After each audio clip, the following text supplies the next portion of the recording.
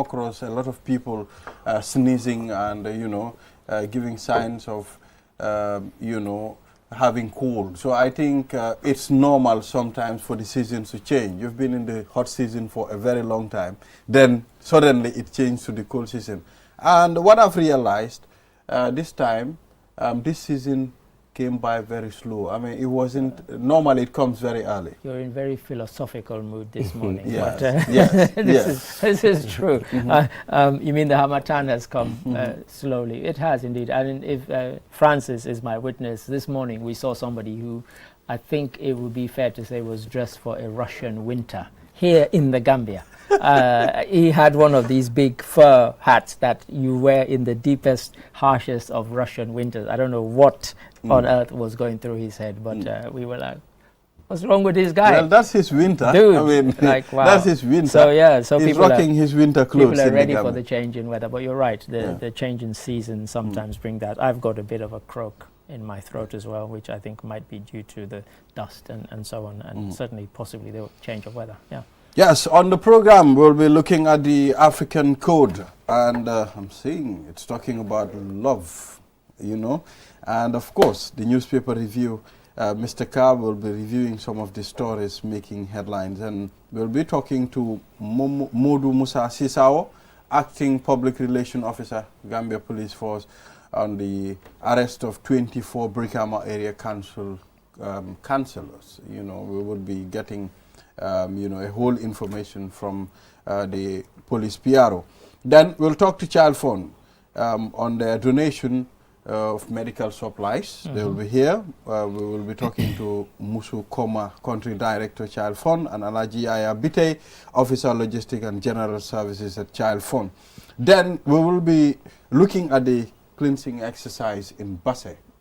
Conducted. I told him to call it a cleaning exercise. Yes. I said cleansing only if you use water or liquid. When you want to cleanse. Otherwise, it's cleaning. Cleaning exercise. So I told him not to call it a cleansing exercise. It's a cleaning exercise. Yeah, I think we tend to use certain words. They say cleansing all the time here. Cleansing. If liquids are involved, it's a cleansing. But if no liquids, it's a cleaning exercise. All right. So there was a cleaning exercise in Basse, and I was surprised to see our own Alhaji Jallo, our regional correspondent, deep in it. I think he's the main organizer. He's organizer. Yes. Why are you surprised? He's very versatile yes, guy. I mean, he's involved in a lot of activities. This is true. So we will be talking to him on the program. But let's start with the African code, Mr. Ade. Yeah, I mean, I'm glad you called it a quote. It could be a proverb. And again, we haven't been told which country it's from. I don't know whether this one is also from Guinea-Conakry.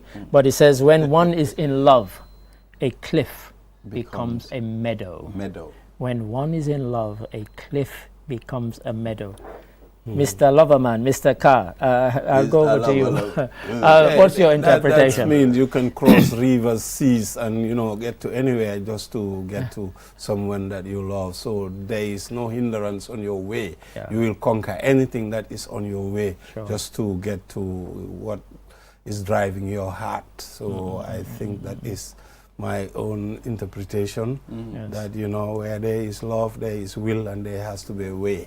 There will be no obstacles to none whatsoever. To your love. So the tallest of mountains can be just like a meadow. You just easily climb at the top with no problems because of the desire that is driving you, the force that is behind that. Shakespeare once said, "You will never age for me, nor fade, nor die." Now he's quoting Shakespeare. That's a beautiful love code. Yes, indeed. Is that in Romeo and Juliet? There are many, and of course Romeo and Juliet is the perfect example of love having no boundaries, or people who are in love not allowing anything to stop their love. So I think Mr. Carr is But right. I'm a bit confused on this one. True love is putting someone else before yourself. That's true. Yeah, that's very what they true. Say. Well, but if you doubt it, then there's no love. There's no love. No, but that is one definition of. There are several, but that is one definition certainly. And I think many times we manifest it without even realizing, and that is when we have children. Yeah.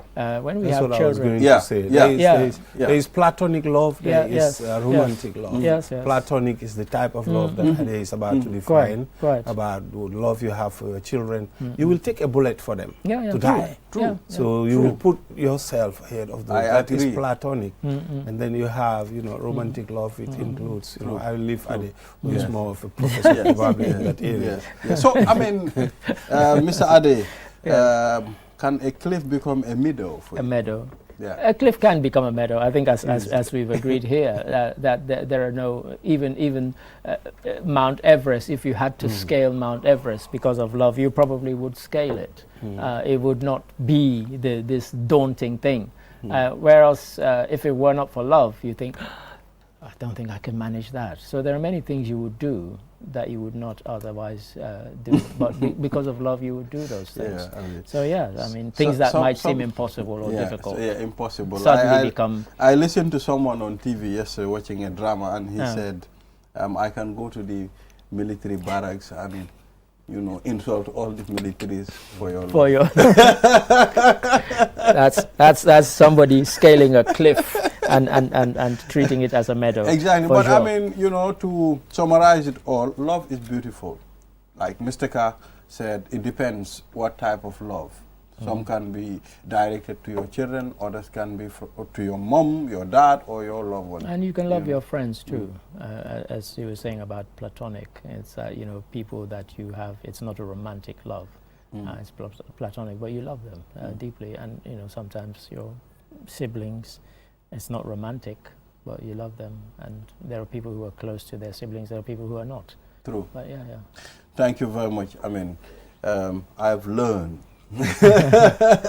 So we'll take a short break. After the break, then we've learned from a sage. Then we get into the newspaper review.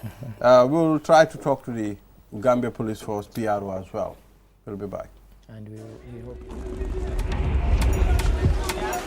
The art of juggling is a true spectacle of agility, coordination, and speed. A symbol of progression, precision, and mastery.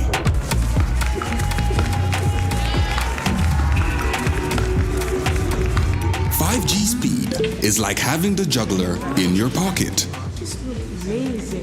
With lightning-fast download and upload speeds, you'll easily be able to juggle even the busiest workdays. Whether you're a busy entrepreneur, a creative, or just someone who wants to stay connected, juggle your tasks with ease with QCell 5G speed. The future is here. It's fast, reliable, and efficient. First brought to you by QCell. We innovate, others follow.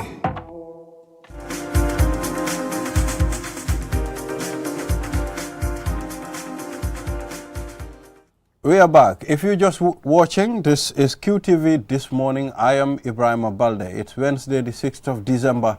And, just to rectify that, to make sure I get it right, I was like, you had people running and looking at their calendars. Yes, exactly. Yeah. For those planning the Christmas, it's like I'm dragging them back. Yeah, so, do we have papers, Mr. Ade? We do. If you give me just a second or two, I'll go through some of the headlines. One of them, I guess, we'll be dealing with in some detail. It says BAC at a standstill, Brikama Area Council, and we'll delve into why that is. Barrow says Jammeh's burden could be easier if he accepted to be ex-president. Of course, he doesn't. He keeps making these audio pronouncements about his party, as he calls it, and how people are still representing him. There's another one. It says new election bill calls for fresh voter register. Which would be easier if we had addresses, but I keep banging on about that. But anyway, Gambia to adopt digital implementation. It's obscured here. Framework. It has the minister responsible. His picture there.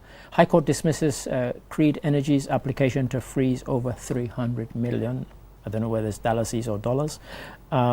Witness tells court he knew 3 senior government officials via duplicated letter over $11,470 budget. Again, I don't know what that is. Yeah. So that's what we have. Well, Barrow entreats Kombonkers to take ownership of sea. He made this statement about more of you should be involved in fishing. He said there are many people who are involved in our fishing sector who are non-Gambians. Why a Gambian not? We will provide boats for you if you tell us that you want to do fishing. So yes, and Minister calls for all hands on deck to develop the Gambia. I'm not sure which minister that is, but there is a picture there which is faded. I think it's Silla. Silla, okay. IPCC lists Gambia among 100 most climate vulnerable countries. COP28 is on now, and that tells you the relevance of that to the Gambia. Presidential nomination fee to hit $1 million. So if you were thinking about it, start saving now. Seized 3-ton cocaine was for delivery in Gambia. That's a big story. And then it says the state says the judge errs in law in the coup trial. So that could be quite a significant. He erred. Okay. He erred in law. That case. In law in the coup trial. Yes. It says the state says which the judge. Which one was that the GNPC or which case? No, the coup d'etat. The attempted coup. coup. Okay. In the coup trial. Yeah, okay. Trust Bank Largesse reaches Canifing, FC hospitals. Tourism Minister announces task force to crack down on tax evaders. We were talking yesterday about people, renting out their houses to tourists, and many of them have not declared that as an income. And possibly he means those people, I don't know. But it would be good to delve into that. And as you've said many times, sometimes we can't delve too much into these stories because we only have the headline. True, we have only, but those are some of the interesting stories. Exactly. There are many more. Yes, but I would like us to start with the Brikama Area Council saga. I mean, we've seen some of these councillors arrested, and we'll be talking to the police PRO to confirm that on QTV. There are a lot of issues going on, if you look at it. The corruption scandal, if you look at the press release, that the current chairman did the other day, revealing some of the, allegations that were done in Brikama area councils. I mean, I think there is a lot going on. Mr. Ka, don't you think, even if we are at the other side, maybe we are oppositions, fine, granted, but the nation should come first. If at all development comes, we should all accept it. Don't you think so? But it's difficult. Yeah, I don't understand what you mean by that, but in any case, there is seemingly a conflict, and this did not start today. It's been ongoing for a long. You remember the saga started with KMC, when they had this, rupture in terms of the working relationship between the CEO and the mayor. So it was a big issue that we knew about. It went, and there were lots of incidents, and the same thing is being repeated in Brikama, and it's even more prominent this time because of the arrestation that we are talking about, that I hope the PRO will highlight and explain in detail what is going on. So they have, both parties are taking this entrenched position, and it's politicized, it's nothing. If there are corruption issues or issues of suspicion about allegations against people, there are processes and procedures that ought to be followed. I mean, we have a legal system, the justice system is there.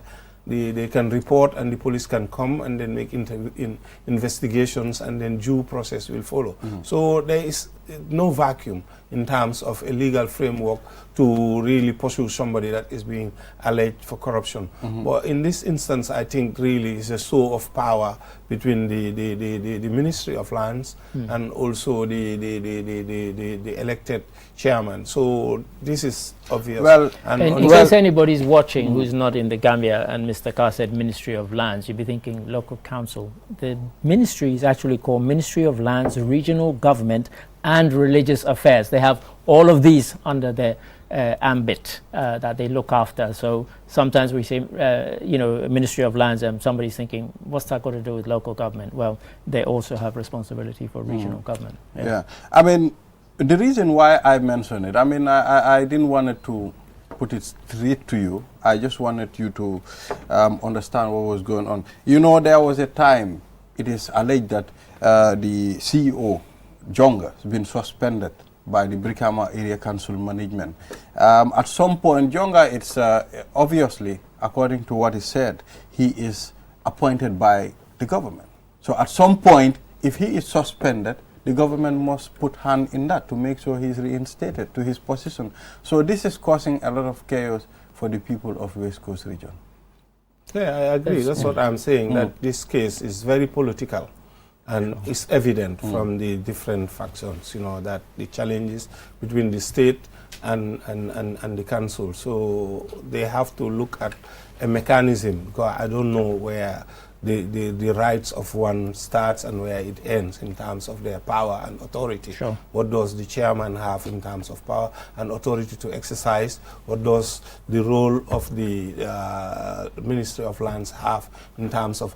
But those people that we're talking about, the chairman, they are appointed within the civil service role. So they must be governed by the rules and laws of the civil service. Also, the council, they are elected, so they have a mandate also to execute their duties and responsibilities. So that is where the conflict is. If they don't work together in partners to realize development, then there will be that contradiction. And we have seen it before, KMC saga. So this is just the same thing playing again in West Coast. And I mean, in Brikama, it's getting messy because there are a couple of letters circulating. One is one dated 26th of October, and that's from Jonga, saying a convey of council's resolution to suspend certain staff members. And it goes on to say, you know, council took a resolution on the 10th of October that certain staff members should be suspended. And then, of course, we have now, as you say, we'll be speaking to the police PRO about arrests that have been made there. And there's another letter dated 30th November, which again is addressed to the Acting Director of Administration and the Finance Manager, and it's regarding use of alternative signatories by Brikama Area Council. And it also says that they will be speaking to a couple of banks that have been named, implicated, Trust Bank and Eco Bank as well. So there's a 3-page letter signed by Safi Sankari Faraj from the ministry. She's the PermSec at the ministry. So, and again, that's regarding Brikama Area Council. So we will listen to the police PRO later. I know they'll try to connect him on the program. Okay. Yes, Barrow says Jammeh's burden could be easier if he accepted to be ex-president. Yeah, I mean, I think he said that because there's been yet another audio that's been circulated. Jammeh still has his fans who've been circulating this audio, and in it, I listened to it. Most of it is in English, so it's easy for me to follow. And he's telling the people that, you know, he respects that. A lot of them still view him as the president, the party leader. And that they can't choose any other flag bearer should they wish. But look, if you want to be flag bearer, you cannot be outside of the country. That is the law. Come here and be flag bearer. There is a number of years that you need to spend in the country. Well, that's the point I'm making. Eligible. So yeah, well, I don't know why they're still making Jammeh relevant. This is a fugitive that has not answered to the allegations against him as yet. So he have a lot of, you just see recently the bylaw case you clearly indicates that Jammeh has his hand soiled into what these junglers were doing. So he have a lot of issues to address first before talking to all these party political stalwarts that he's addressing. People are not interested. I don't know why we're making such a big deal out of it. This guy have to answer for the crimes of humanity that is pegged on his head. Well, I mean, yesterday, I mean, I'm told the police PRO is on the line. We will be talking to him. Yes, Sisao. But I wanted to add, but we will come back to that. Let's talk to him. Good morning, Mr. Sisao. Good morning, and thanks for having me. Basse na bewi ko ya ruto ya hayaro ya moni. Basse ala. Okay, it's good to have you on the program. We apologize despite the short notice. I mean, you're able to make it. Thank you. Yes. So we want to talk about the arrest in the West Coast region. That's Brikama. I mean, some of these councillors were arrested. And we want to confirm that because we just don't want to hear from everybody and confirm it is true. So we want to hear from the Gambia Police Force. Yeah, actually, it is true. Like you mentioned, yesterday these arrests were effected at Brikama police station. And after the CEO having to have reported actions against him within the council by councillors. So when that was reported, that's the time the police went in to intervene, to actually go into the issue and see how to resolve the issue.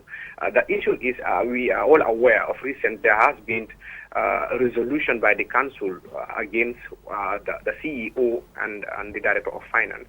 And we've been seeing publications around that and press conferences around that within the council. Until yesterday, when the CEO himself went to Brikama police station to report that his official vehicle and his key has been more or less seized from the driver by one of the councils. And also, the official vehicle, the tire has been deflated. And this is unbecoming. Honestly, this is supposed not to happen in the first place. I think. How many that's one of part. The second part is that because some of those people were invited for questioning, and when they came, and some of them more or less, if not all of them, because others came after to assert that they unanimously agreed to ensure that the CEO more or less does not stop coming to work or anything related to that. So in essence, this is why they were all arrested and they were all interviewed, as to what is happening to understand. Investigation kick-started yesterday, and more or less this is what is happening at the moment. So as investigation, yes, please. Mr. Sisao, thank you very much for coming. But these are elected people. Are you not stepping into a political arena by interfering in terms of what is happening at that level, or were you able to establish some criminal issues that led to you arresting? How many actually did you arrest as well? Yes, currently we've arrested as of yesterday 24 of them, including the one actually who single-handedly deflated the tires and also seized the key. And this is what is happening. As of yesterday, the key of the vehicle is yet to be found, and investigation is ongoing. At the moment, if they claim to have agreed, if that is the case, the investigator indicates that there is conspiracy to commit felony, because what we are trying to say is there are procedures, there are laws in here. If somebody is actually by law, appointed to do certain responsibilities, no one can force the person, much more coming into agreement, trying to ensure that that person does not actually execute his responsibility. This is what we need to understand. It's not about politics here. That's what we're talking about. Because the report has not been taken to the police station by any politician or political party. It's the CEO himself who walked to the police station and reported this. Then the police officers went in there to more or less verify, because our responsibility is to ensure that there is stability to prevent crime and prevent chaos and all that. And part of that is why those people were invited. So when they came, they agreed that they unanimously agreed on this. So if one of them is actually a culprit of this, it's all of them. So in essence, they confess to the fact that they planned this and this is what they're going to do. So that is one. And the second one is the malicious injury to property. It was against the other person. That is the one who actually did the deflating of the tires and also accused to have taken or seized the key. So this is the situation there. Investigation is ongoing because it started yesterday, and we are doing everything possible in our position to ensure that with due diligence to do the work that is required of us as a police force. This is why they are given bail, self-bail.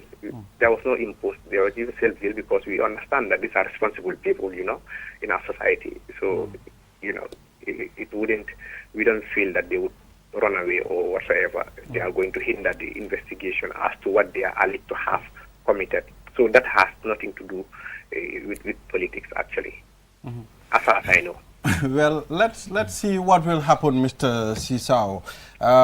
As far as they are reporting, to the police station, we will see the outcome. Right now, there is nothing more that we can ask or say anything on that, as far as you've confirmed the arrest, and they've bailed themselves, as you said. So let's see what will happen later. Thank you very much. We are more than happy to update the public on the development of this investigation, and thanks for contributing towards that. Thank you. Yeah, thank you very much. That's the police. I don't have any questions. Yeah. No questions. I think it's still too early because it's, as I said when we were discussing it before we went to him, it's a bit messy. And I think it's trying to, as you asked him the question, is this not possibly political? And he said, as far as he's aware, it's not political. I'm not sure there's much more he could have added based on the fact that these people have been released on their own cognizance in terms of bail. No bail conditions have been set.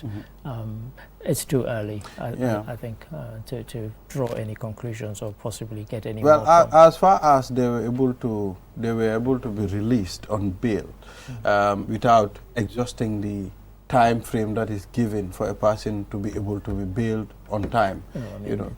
Like you said, these are not the kind of allegations that would require kind of stringent bail conditions. They're quite relaxed, and as I said, on their own cognizance, they've not even had to pay any money. The reason why I emphasize on that, there were days that even if you drum, you will spend the whole of your even if you drum outside, you'll spend your whole day, regardless of the time frame that is given for an individual to be bailed. Yes, perhaps they don't have space for 24 councillors either. It's telling you. I don't think they would. I don't think how it's flowing. There are certain allegations that you can be released on bail almost immediately, and I think this is one of those instances. And I think, as I said, I think it's very muddy. It's very unclear because there's claim and counterclaim.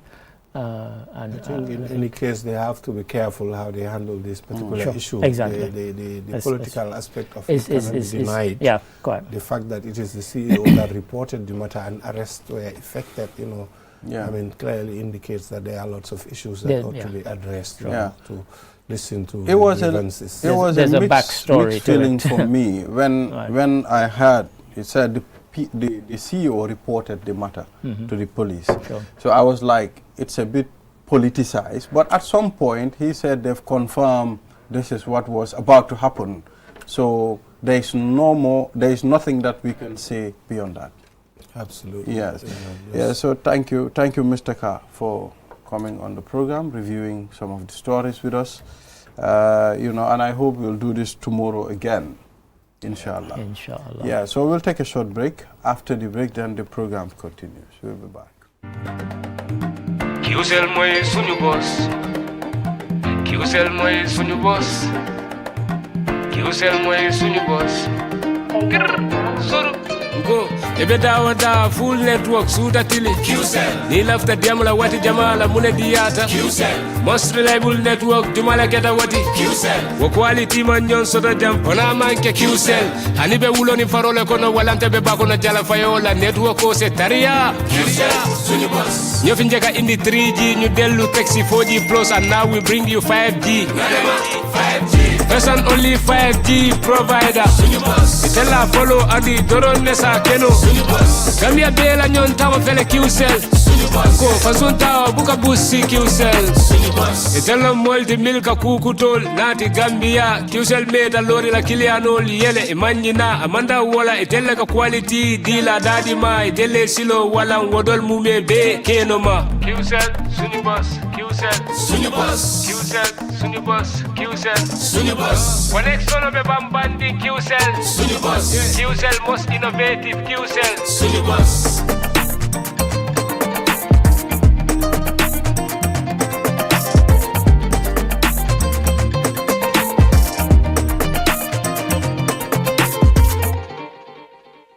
The future is now with QCell's 5G network. Experience speeds like never before with our new 5G Rocket Fixed Internet plan. Get speeds from 10 Mbps to 100 Mbps.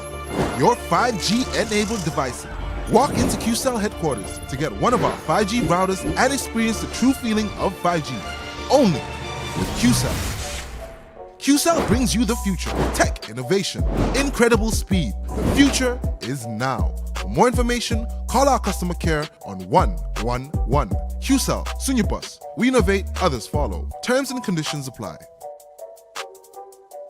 QCell brings you the future with our ultimate bundles. Enjoy the best voice and data bundle plans in one package. Get unlimited data packages with flexible validity and enjoy what true internet feels like. Get 30 minutes of on-net and off-net calls with 5 gigabytes of data for just $350. Or get bigger bundle packages from 10 gigabytes to 20 gigabytes with over 100 on-net and off-net voice calls and enjoy the fastest internet speed in the Gambia. You can also buy 1-day, 3-day or even 7-day packages and enjoy unlimited data bundles with uncapped speeds. Just dial *343# today and experience the limitless capabilities of the QCell network. *343# should be your favorite code to dial now. For more information, call our customer care on 111. QCell.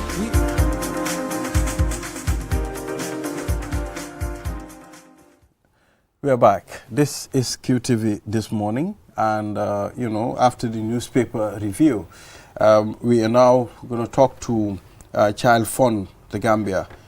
We have Musu Koma, Country Director, Child Fund, and Alaji Yaya Mbai, Officer Logistic and General for Services, Child Fund. We'll talk about some of the donated medical supplies. But first of all, let's start with Musu. Lady and gentlemen, welcome to QTV This Morning. Thank you. Yes, it's good to have you here. For me to save myself the trouble, I'll start with the lady first. Ladies first. So Musu, please take us through Child Fund. Tell us what you do at Child Fund. Thank you so much. Good morning, viewers. Greetings from Child Fund International, the Gambia. And I honor starting with ladies first. Thank you so much. So Child Fund is an international non-governmental organization with headquarters in the US, Richmond, and it's operating globally. We have offices in the Americas, in Asia, and also in Africa. Child Fund has been in the Gambia since 1984, trying to work with families, especially children and the community, so that children are able to realize their potentials and also dreams. In doing so, in Child Fund, we believe that children have different needs based on their age. And when we deal with children who are 0 to 5 years, we refer to them as life stage 1 children. And the ultimate objective or outcome goal that we want to see for those children is to ensure that they are secured and also they are healthy. In doing so, the caregivers and the parents are the most important at that age group. We ensure that we build the knowledge, attitude, and encourage positive parenting practices for those caregivers and the parents in ensuring that they are able to first take care of the pregnancy and having a safe birth, and also ensuring that children go through all the required immunizations and through. Now, in addition, we work very closely to ensure that their health needs and also developmental needs are met along the way. When they are 3 years, we work with the caregivers and the communities to ensure that these children are placed in an early childhood education center. Whether it is a school, there is infrastructure or not, any space that can be regarded as early childhood education center, these children are placed there. As they transition from 6 years going to 15 years, we call them the life stage 2 children. And in this age group, our ultimate goal is to ensure that they are educated and also confident, because education now plays a critical role there, and they are confidence building. Because once you don't address protection issues for children, all the gains that you made in their development are usually reversed, and they're reversed in a very negative manner. So we put children together to ensure that they are able to identify abuse and also be able to report them through structures, because we are not mandated to investigate, but we set up child protection committees whereby children participate, and also we give them the confidence to be able to express themselves, so that the culture of silence and the barrier that they have with the caregivers and the community are really limited. In terms of their education, in complementing the efforts of the government to ensure that these children really enjoy quality education, both in terms of access and also in terms of enrollment and also retention. We build capacity of the teachers to be able to understand pedagogy skills And knowing very well that in this context where we are, teachers have the responsibility to take care of both normal and also children who are having some disability.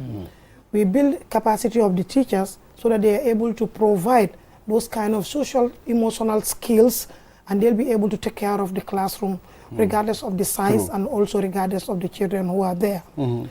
Now, in addition, we also provide some kind of like bicycles to ease the school transportation to and from, and also providing teaching and learning materials. Yes. So I will intervene there. I mean, at some point, I think the things that Child Fund does, I mean, when we try to put them on this program, we need at least 1-2 hours. I think you understand, and I think so.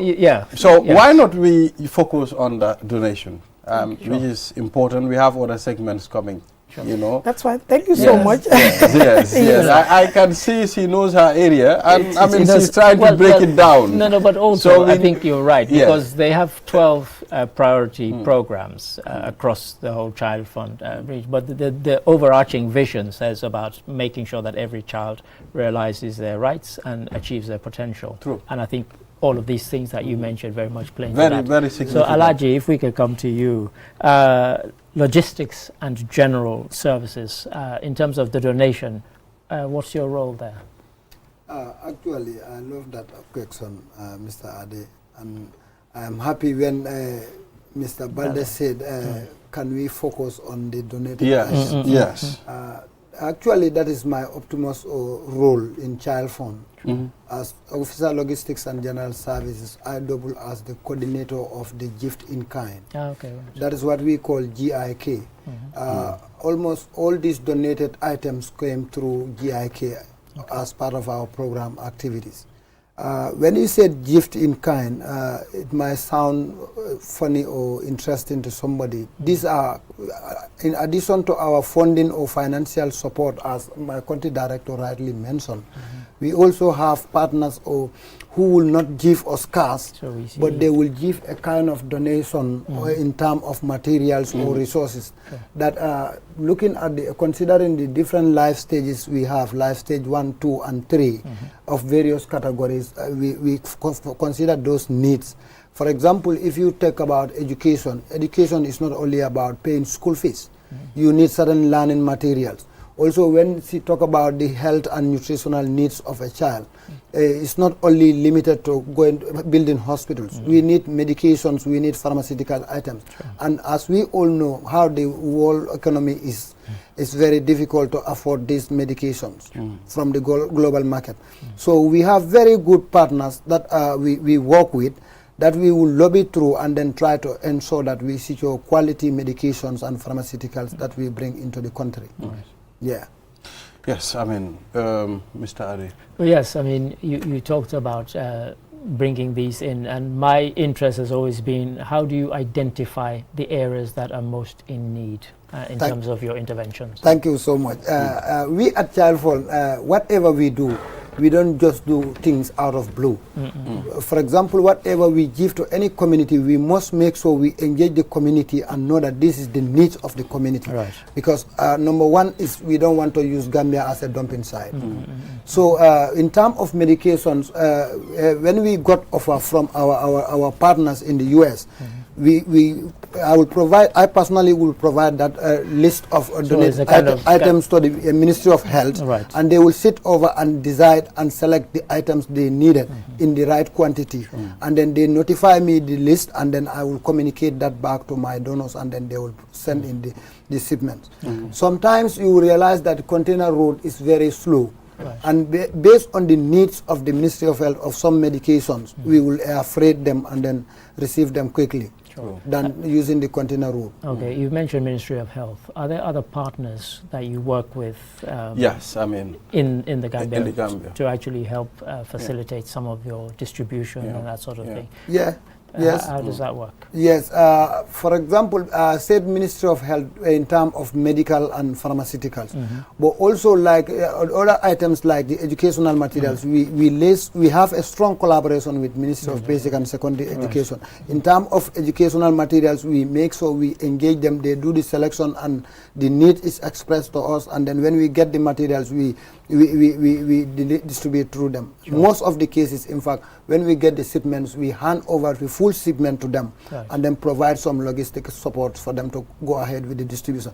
Then later we will follow up with our monitoring to verify the quantities being distributed to the right people. Sure. One of the reasons I asked about partnership is that when I look at your program priorities, you have things there that might not seem immediately the kind of child fund thing. So I'll just look at disaster risk reduction, climate change adaptation, household economic strengthening, emergency response. I guess there must be partners that you work with in all of these, the obvious ones that come to mind.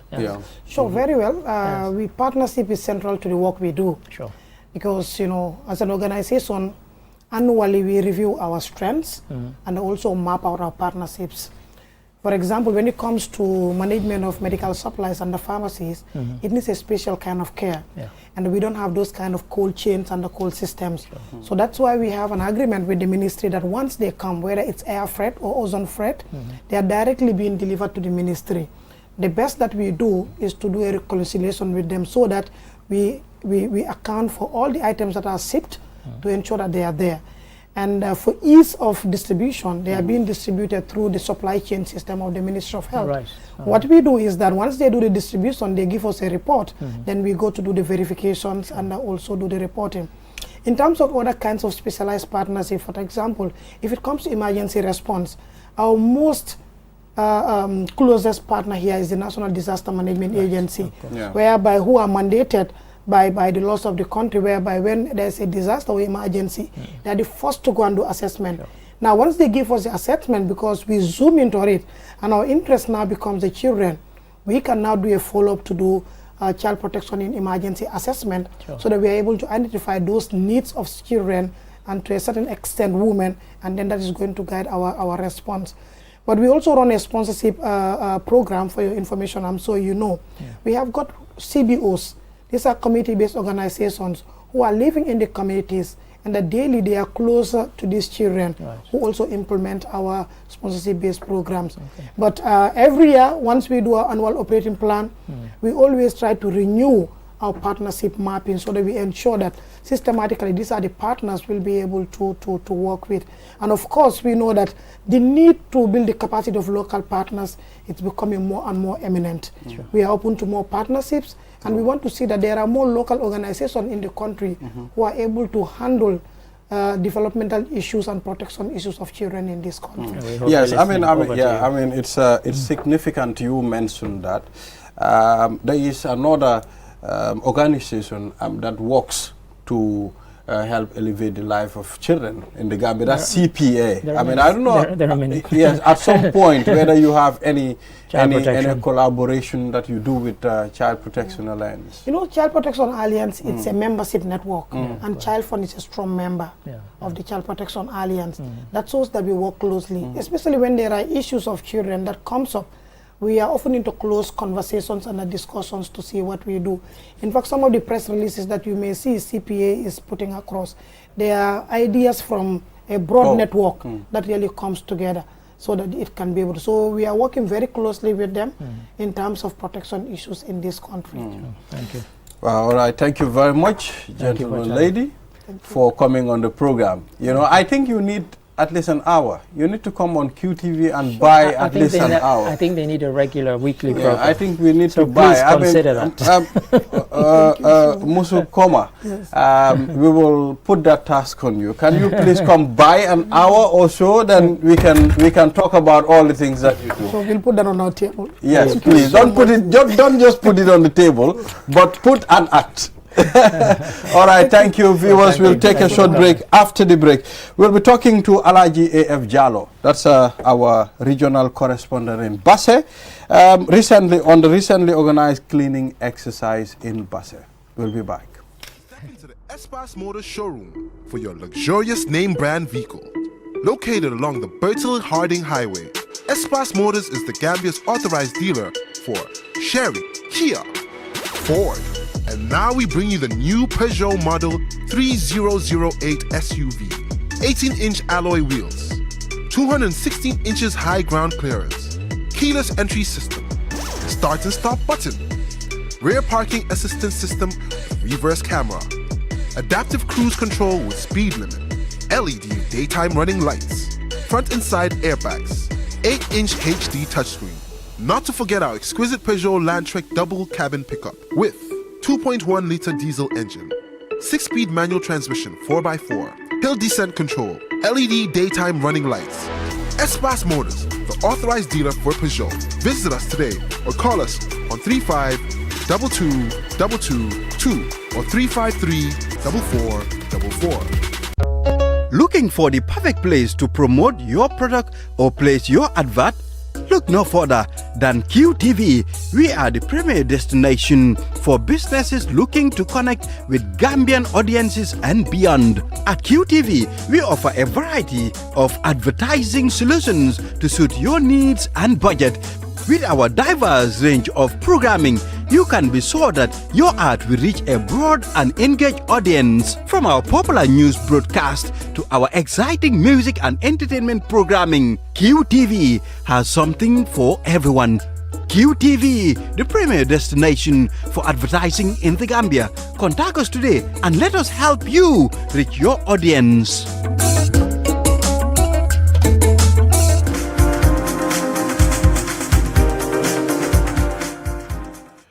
We are back, and this is QTV this morning. Now to the last segment of the program. Like I said before the break, we'll be talking to Alaji A.F. Jallow, QTV's, we call him QTV's senior regional correspondent in Basse. Yes, because I mean we've been seeing his stories, and you can see that work that he puts on his stories. He puts in a lot of work and has sent us many stories that has ended up actually educating not just Gambians, but I think anybody who watches QTV about the Gambia.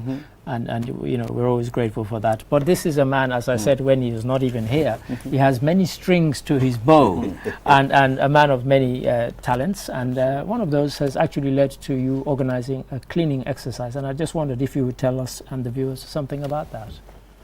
All right, thank you very much. I'm honored to be here on this very platform, this morning platform, with my boss, Mr. Ade and Balde. Indeed, it was a good activity that we had this last week, cleansing exercise.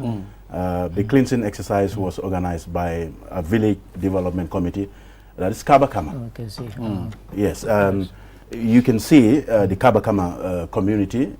In fact, what led my presence there, you know, for your information, I've also taken over the Basse Town Development Committee as the chairman.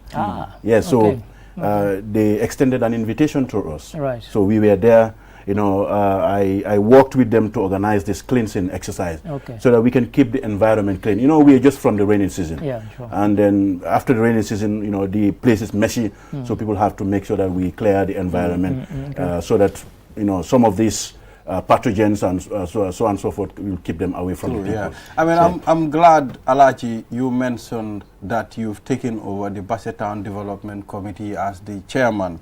I have no doubt. There is no doubt. He's going to perform. There is no doubt. Alaji is a go-getter.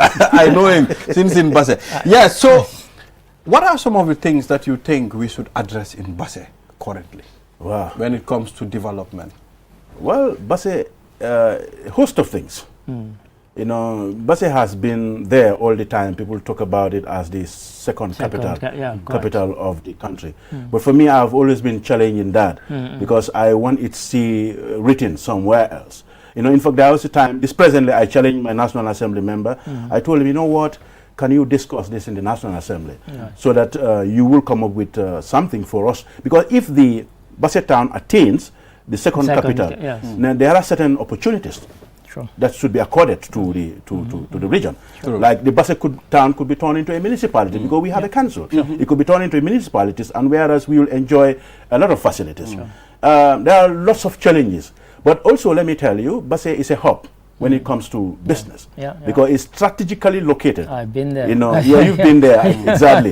You know, it's located within the borders. Very strategic. Yes, and that connects other countries within the sub-region. Yeah, sure. So there are issues like when you want to talk about infrastructure. You know, many of these businessmen want to come down to invest, but there are problems of infrastructure and development. So if the infrastructure is put in place, we have lots of Bassarians, we always call them. They are living around this end. A lot of them. You know, they have a lot of money, but I don't know what is happening. They are thinking of going back home to invest. It's important for such things to come on board so that some of this business will go. But gradually we are seeing them going now. Before we don't have supermarkets, but now we gradually seeing supermarkets and other businesses coming on board. You know, Basse it's a capital, but second capital of the Gambia. But we seem to muffle that name when we are mentioning the second capital of the Gambia. I think the reason is, as Alaji has sort of implied here, if you want to call something on somewhere your second capital, that comes with certain things, including certain infrastructure and so on. Because if somebody says, oh, let me go and visit the second capital, what are they going to find there? You know, you have to bring it up to a certain standard if you want it to have that status. And as he says, it's not there yet. That was why presently when I took over as the chairman of the Town Development Committee, we developed what we call Face of Basse. You know, the Face of Basse, you know, this has to, you have to portray something for people to see, especially to the international world. You know, the Face of Basse, some might criticize it because the development that we have seen in Basse, this is what we have used as a face of Basse, like the bridge. You know, we have seen the bridge, how beautiful it is. So we've carved that as a logo. We say this is the face of Basse. So just to attract, you know, the people. So these are some of the things that actually Basse needs. You know, and the people are there. I know Ibrahim Balde has made you stray from the cleaning exercise. For me, it's an obsession. Absolutely. So let's go back to it, because, and the reason I wanted to go back to it, because we see this all the time.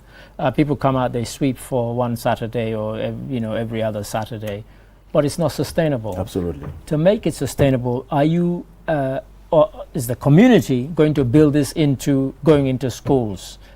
Talking to children and into the community, saying the reason we have to clean is because the rubbish didn't get there by itself. We put it there. Action. That needs to stop so that we don't have to keep doing this time and time again. Otherwise, every month or 2 months or 3 months, you'll be doing Consistent. this. So, you know, is that an element that's being considered in terms of that kind of civic education, that we have a responsibility? Everybody who throws a can or a bottle or something from a car, you contribute to that. Of course, my boss. Recently, before the start of this cleansing exercise, that was the first thing that we think about. Sustainability is very important. Because if you clean the environment, it has to be sustained. So as a result, what we did, we had what we called consultative meetings. You know, Basse is divided into different areas, and these areas, we had to meet them at their different households to talk to them about the importance of cleaning the environment. We sensitize them. And the second thing that we have to do, we have to come up with bylaws, because the Local Government Act has mandated the Town Development Committee to come up with bylaws. And in these bylaws, we incorporate some of these things as well. There are penalties. Like, sometimes it's funny, you go and clean somebody's vicinity. You know, just around your compound, you allow people to come and clean that environment. So we have to come up with these laws to say households, it's their responsibility to clean their immediate environment. Like anybody, like when we want to also talk about littering, because you have a lot of indiscriminate littering and dumping, particularly in spite of anti-littering Yes, laws. despite of anti-littering laws, you know, people are indiscriminately doing it. So, but it is the responsibility of either the Village Development Committee or the Town Development Committee work in collaboration with the National Environment Agency to try to establish some of these structures. So we are, I mean, almost at the end of the program. So I think it's the responsibility of every person, starting from the houses. If I give my kids banana, when they peel it and throw it away, I tell them pick it and put it in the bin. You know, because who do you expect me to pick it for you? It's our responsibilities to echo this attitudinal change. Yes, exactly. So Alaji Jallow, thank you very much for coming. And keep up the good work. Yes, Mr. Ade, I think we'll do this tomorrow again. I think we have to. All right, so until we come here again, have a wonderful day. Enjoy the rest of our programs. Bye. Bye.